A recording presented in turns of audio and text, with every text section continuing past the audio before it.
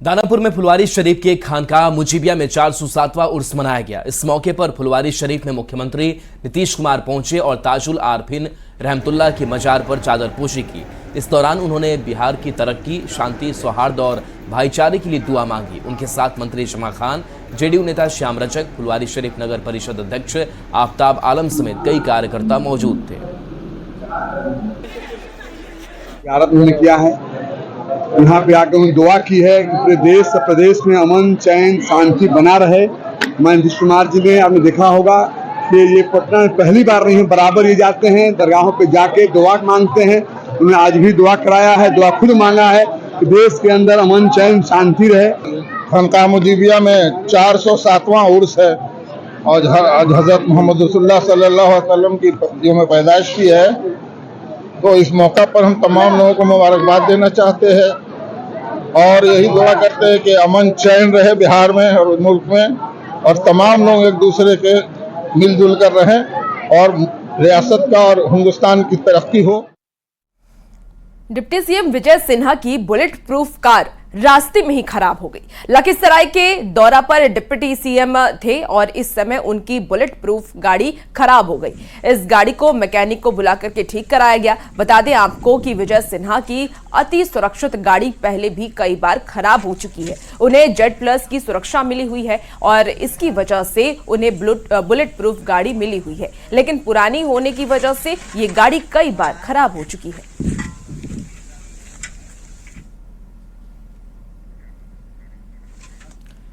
खबर आरा से है, जहां शाहपुर प्रखंड का जवनिया गांव गंगा नदी के जलस्तर में बढ़ोतरी और कटाव का दंश झेल रहा है। गंगा नदी में उफान और तेज धार से हो रहे कटाव से गांव के घर तेजी से नदी में समाते जा रहे हैं। क्या घर, क्या जमीन और क्या पेड़ सब पलक झपकते ही नदी में विलीन हो जा रहे हैं। गंगा नदी के रौद्र रूप से लोग परेशान दिख रहे हैं और दहशत के साथ मानसिक तनाव के बीच जीने को मजबूर हैं। विधायक राहुल तिवारी ने उफान और कटाव के संकट पर डीएम से बात की और लोगों को तत्काल राहत देने की मांग की।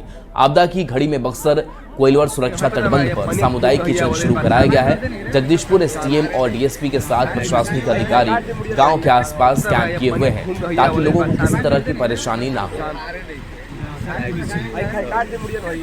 तो देखिए तस्वीर, जहां तीन तस्वीरें, कहीं पर पेड़ देखते ही देखते इस गंगा में विलीन हो जा रहे हैं तो कहीं मकान ध्वस्त हो जा रहा है। ये तस्वीर आपको दिखा रहे हैं और इसी दहशत के बीच लोग जीने को मजबूर है। लगातार कटाव का दंश ये लोग झेल रहे हैं। हालांकि इस बीच डीएम से बातचीत भी की गई है और लोगों की समस्याओं को दूर करने की कोशिश हुई है। और इसी बीच दानापुर से इस वक्त की बड़ी खबर सामने आ रही है। दियारा में फिर घुसा है बाढ़ का पानी, तो खतरे के निशान से ऊपर बह रही है गंगा। दियारा के कई गांवों का इलाका जलमग्न हो गया है। बड़ी खबर आपको इस वक्त दानापुर से बता रहे हैं, जहां दियारा में फिर से बाढ़ का पानी घुस गया है। लगातार बाढ़ का खतरा बिहार पर मंडरा रहा है। ऐसे में अलग अलग जिलों से आपको हम तस्वीरें दिखा रहे हैं जहां बाढ़ से लोगों की परेशानियां बढ़ती जा रही है। आपको बता दें कि खतरे के निशान से ऊपर बह रही है गंगा और दियारा के कई लोगों का कई इलाका है वो जलमग्न हो चुका है। तो बिहार में एक बार फिर से बाढ़ का खतरा है। हालांकि मौसम विभाग की तरफ से अलर्ट भी बारिश को लेकर के जारी किया जा रहा है। बारिश के बाद तेज बहाव से जमुई में बेली ब्रिज का पिलर धंस गया।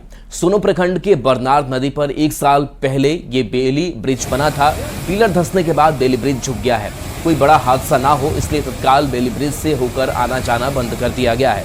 14 पंचायत की हजारों आबादी इसी रास्ते से आती जाती है। बेली ब्रिज का पिलर धंसने के बाद डीएम ने मौके पर पहुंचकर हालात का जायजा लिया। पहले इसका रिजुविनेशन तो नहीं हुआ, इसका थोड़ा सा मरम्मती हुआ था, कुछ 3-4 कॉलम देखे।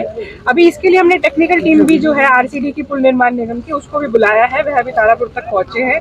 तो टेक्निकल टीम जब आकर देखेगी कि इसमें क्या समस्या है और कैसे इसका निदान किया जाना है, क्योंकि अभी पानी का फ्लो बहुत ज़्यादा है।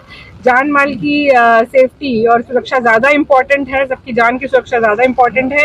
इसलिए अभी हम पहले टेक्निकल टीम को आने देंगे, एक बार उनसे टेक्निकल ओपिनियन वो देंगे। सब इंजीनियर लोग आ रहे हैं आरसीडी के, तब तक हम आवागमन बंद रख रहे हैं। जमुई जिले के सोनो प्रखंड से गुजरने वाली जो बरनार नदी है और सोनो बाजार से अलग जो दूसरे गांव को जोड़ने वाली जो बरनार नदी पर बेली ब्रिज का निर्माण 1 साल पहले हुआ था, उसका पिलर घिसक चुका है, धंस चुका है। और धंसने के बाद जैसा कि देख सकते हैं कि बेली ब्रिज पर जो आवागमन फिर से बंद कर दिया गया है, जहां पर बांस लगा दिए गए हैं, बल्ले लगा दिए गए हैं।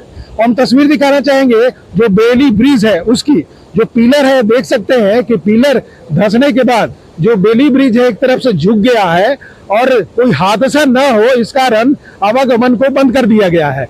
बता दें कि पिछले साल इसी महीने में जब नदी का तेज बहाव हुआ था बारिश के बाद, तो जो काजवे पुल था वो क्षतिग्रस्त हुआ था और क्षतिग्रस्त होने के बाद जब मांग हुई थी कि पुल को बनाया जाए, क्योंकि दूसरे तरफ दर्जनों गांव के लोग रहते हैं और लोगों का आवागमन रुके नहीं, लोग सोनों आ सके, वो उन लोगों को कोई सुविधा परेशानी न हो, ऐसे में बेली ब्रिज का निर्माण कराया गया था।